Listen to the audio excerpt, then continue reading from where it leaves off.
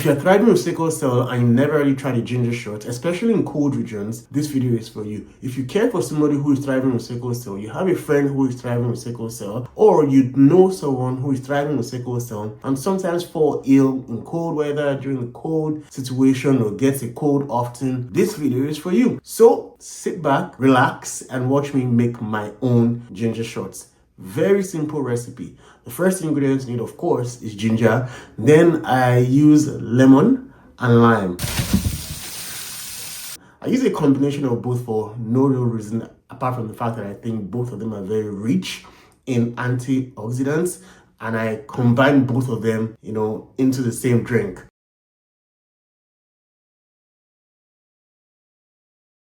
And the only other thing I add to it sometimes is turmeric, a dash of turmeric, as well as honey in the mix, and package it, freeze it, put it in the refrigerator for a long time, and I use it as I need it. One of the things that I found about ginger shots is that sometimes if my throat is not clear and I drink it, it clears up my sinuses. It helps me, with bloating. If I'm bloated and I use a ginger shot, it reduces the bloating issues that I have. All of these things that happen to people who are not thriving with sickle cell. But as a sickle cell patient, you want to ensure that you are juicing to, nourish your system every single time. So follow me as I head to my kitchen where I am going to be making a ginger shot, or a batch of ginger shots. Let's put it that way. So what am I doing first is I'm going to technically prepare my ginger, and I do that by washing it. When I'm washing my ginger, I like to use baking soda and vinegar just to make sure that all the sand, all the bacteria, whatever is on the ginger when I'm transporting it or taking it from the store to the house is removed. Here's my baking soda. I have a big box. That's my vinegar. Just add a bit of it to it before I start. Why do I do this? Remember, I've said before, sickle cell patients are very susceptible to infections, and you want to avoid every area where you could find an infection. I do exactly the same thing with my lemon and limes. I wash the outside of the lemon with baking soda and vinegar before I eventually start utilizing them. Always remember, because you're working with fresh fruits, you have to keep your hands very clean. So, of course, I generally wash my hands and ensure that my environment is clean, my table is clean, my worktop is clean, and then I start working. So you're going to be seeing me work with a Tribest Slow Star juicer. It is a type of juicer that we refer, or is commonly known as a masticating juicer. There's largely two types. You're either masticating, or you have a centrifugal juicer that's cutting and introducing a lot of heat. And that's the difference between a masticating and a centrifugal juicer. With masticating juicer, it just presses. That's this whole concept of cold press juices. That's what I recommend. It keeps all the juices together. It slows down iodization process. The big difference between those two juicers is that the Tribest juicer is cold pressed. It reduces or slows down the oxidization process when you are making the juice. Whereas masticating juicer is already oxidizing half of your fruit. You're not getting all the nutrients.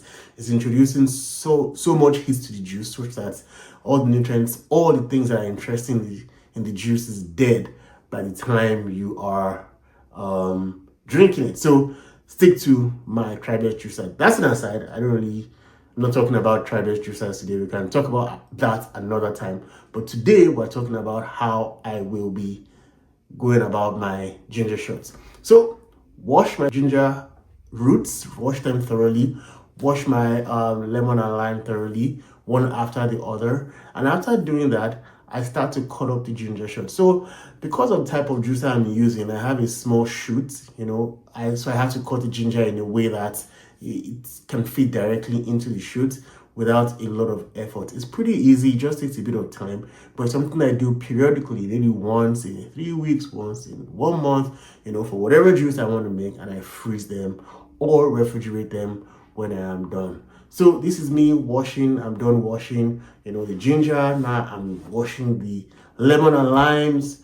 As I said before, I'm using baking soda and vinegar, a combination of that to make sure that all the bacteria is dead, or I'm not really introducing additional stuff into my body. As you can see, that's all I'm doing, just rinsing them out until they're ready clean. So we're starting with the ginger right now. You can see that even before I start using the juicer, I am cleaning the juicer as well. I am making sure the juicer is clean. I store it away in my cupboard, but I don't want dust. I don't want anything on it or in my food before I eat it. So general cleaning rules, I'm cleaning them, rinsing it off, and making sure it's ready to use. So that's my juicer ready to be used. It's set up now. And next step is I'm going to cut my ginger. And you can see that I'm just cutting them into thin slices, as I mentioned earlier. As I'm cutting those ginger slices or ginger roots into thin slices, I'm preparing them in stainless steel bowls or throwing them into stainless steel bowls. I like using stainless steel bowls when I'm working with fruits because that also improves or increases the level of hygiene around the fruits I'm going to be using. This is important because, again, fresh fruits are going into your body, cooking them. There's no way to kill the bacteria with heat or anything before you introduce it to your body. So the highest level of hygiene or the best levels of hygiene are considered when you are making this type of stuff. So that's me cutting up and cutting up and cutting up my ginger. And you can see that is really what I'm going to be doing for a while. So let's keep doing that. Just throw your cut ginger into the juicer. There you go. And I'm going to masticate it. Now that I'm done cutting up the ginger, next thing is to also start to juice the ginger. And the juicer does everything, as you can see. I talked about it before. It's a Tri-Best Slow Star. They're not paying me to advertise for them, FYI, but I'm just telling you what I use. There are other types, so you can get a Carvings, that's what it is. That's also a centrifugal. I hear Ninja makes some, I hear Bucci makes some. I really don't know what you have in your house, but I always recommend that you have a good masticating juicer at home, and this is the one I use. So the juicer is doing all the work, as you can see. All I'm doing is just throwing the cut up ginger roots into the juicer, allowing the juice to come out to one end, and then the shaft is going on the other side. There's a big story about why I'm juicing instead of eating the entire ginger. It is not easy to eat ginger, let me just tell you. If you want to eat ginger, man, you got to be ready. So my recommendation for you is to juice it. You can cut up some ginger when you're cooking in your food and stuff like that, but in this particular instance, what I want is ginger shots. So that's why we're juicing it. And you can see that's all I'm doing, cutting and throwing my cut ginger into the juicer. Just throw your cut ginger into the juicer. Now that we're done with the juicing of the ginger, I'm setting that aside. I'm putting it into a bowl, as you can see. And the next thing is I'm going to be cutting up my lemon and limes, and I'll be using a different machine to juice those. So there's two ways you can juice your lemon and limes. You can just either use the manual ones or you can use electric ones like I have. I prefer the electric ones because I tend to do a lot of these things often, and speed is of the essence. Time is very important to me. I have so many other things I need to get through usually during my day, so that's why I'm using it. This is also made by the same people, Tri-Best. It's called Citrus Star. Citrus Star is just something that helps to juice. It has two caps. It has a small cap for lemon and lime and a big cap for orange. So you're going to be seeing me juice away as well in the next couple of minutes. So that's me. I'm done cutting all my lemon and limes, and now I am juicing them. That's what it looks like when you're done. Interesting, eh?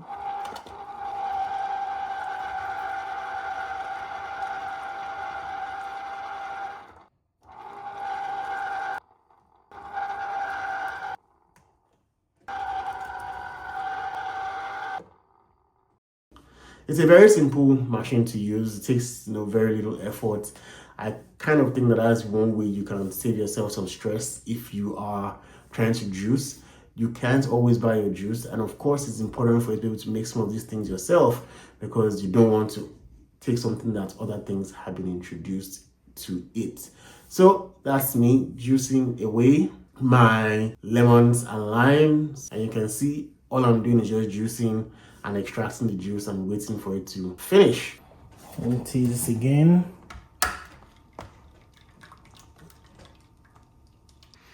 Now that we're done with the juicing, the next step is to combine them. So I'm going to combine my lemon, ginger, and lime juices. I'm going to combine them together inside one bowl.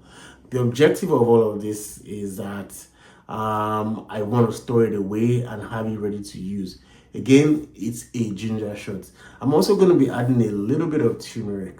A word on turmeric: if you are going to be using turmeric, you've got to also use black pepper. Sometimes, or in fact all the time, your body may not easily absorb all the benefits of turmeric if you do not introduce black pepper into it. So black pepper typically helps you to absorb the turmeric in your blood system or your body system. Now for me, I couldn't find my powdered ginger or black pepper, so I decided to use the grinder, and I ground some black pepper to just put inside this particular juice, because I'm going to add a dash of turmeric into it. Also, another word on turmeric is that if you are using blood thinners, you want to be very careful with turmeric. So that's one of the reasons why I didn't go and buy turmeric roots or anything like that. I'm actually using a measured teaspoon to put just a dash of it into my lemon lime ginger shot. So add turmeric to it, changes the color a little bit, and of course I am tasting.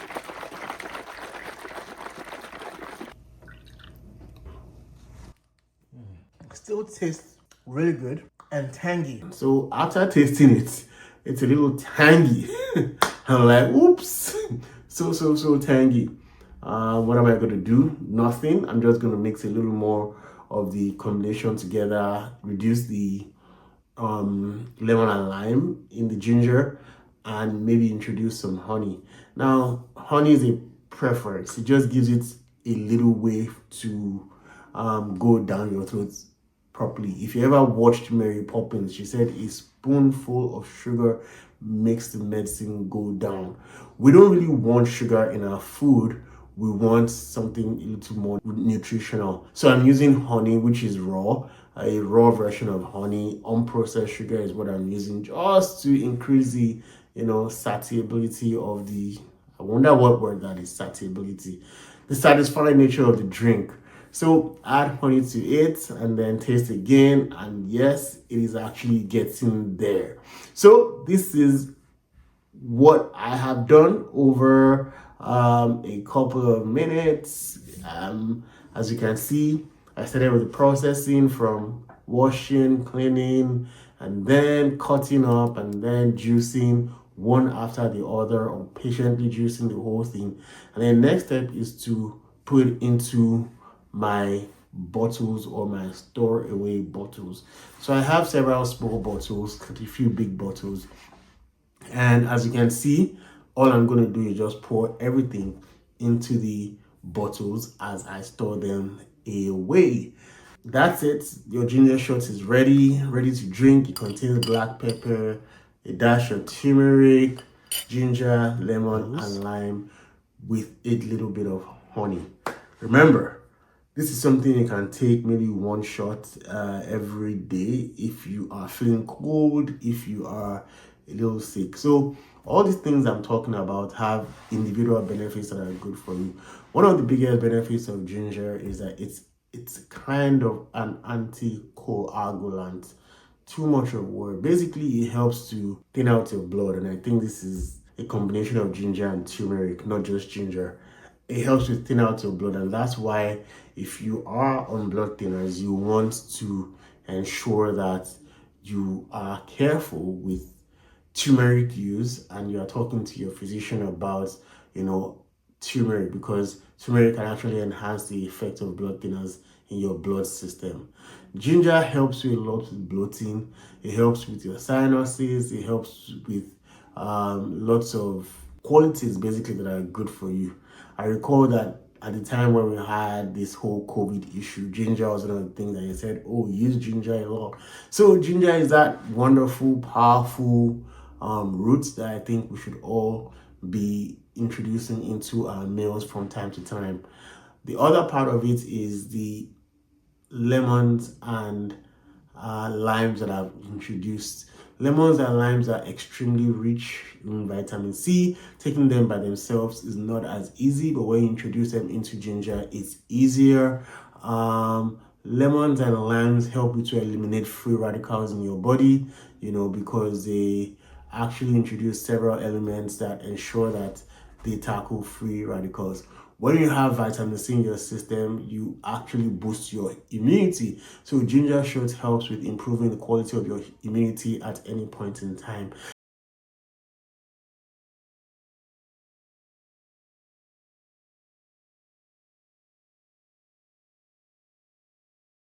As a sickle cell patient, one thing you want to always ensure is that you're at top, shape when it comes to your immune system. And some of what we can do to make sure that our immunity is well balanced or is strong enough to withstand some of the external things that we deal with every day is to eat properly. As a matter of fact, diet is the first thing, and the next thing is supplements, right? So instead of just going to take off-the-shelf supplements, making your own supplements can actually support, your longevity, your ability to thrive easier with sickle cell. Remember, sickle cell is never really the only issue. It's the complications that come from sickle cell that cause a lot of problems. So our ability to manage some of those complications is very important, is a big deal, and changes the dynamics of how we thrive, how we live, and enjoy our lives living with sickle cell. This is my completed package, as you can see, as I am thriving with sickle cell. Thank you and have a wonderful day.